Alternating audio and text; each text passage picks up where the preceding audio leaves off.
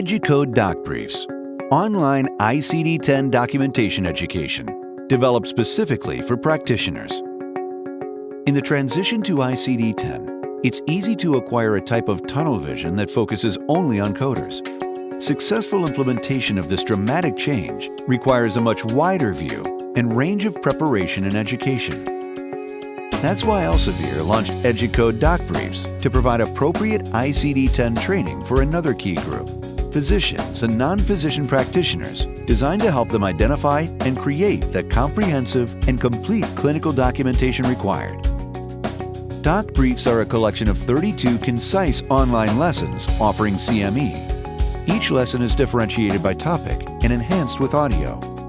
Doc Briefs pinpoint key documentation elements needed to support an admission, justify a diagnostic workup, validate treatments and services, and accurately reflect severity of illness. The material provided covers factors such as acuity, clinical indicators, synonyms, associated conditions, complications, treatments, and manifestations, all in concise, abbreviated lessons, ideal for physicians' busy schedules. Despite the brevity of the lessons, Doc Briefs are packed with the information physicians need, leveraging our experience in effective e-learning. Users will note, however, a greater dependency on tables and targeted lists to keep the lessons brief.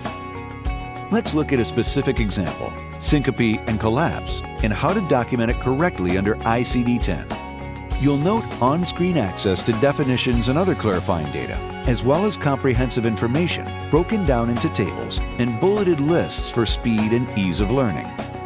As in this example, Doc Briefs start with terminology needed for coding and reporting, designed to acquaint physicians with ICD-10 semantics.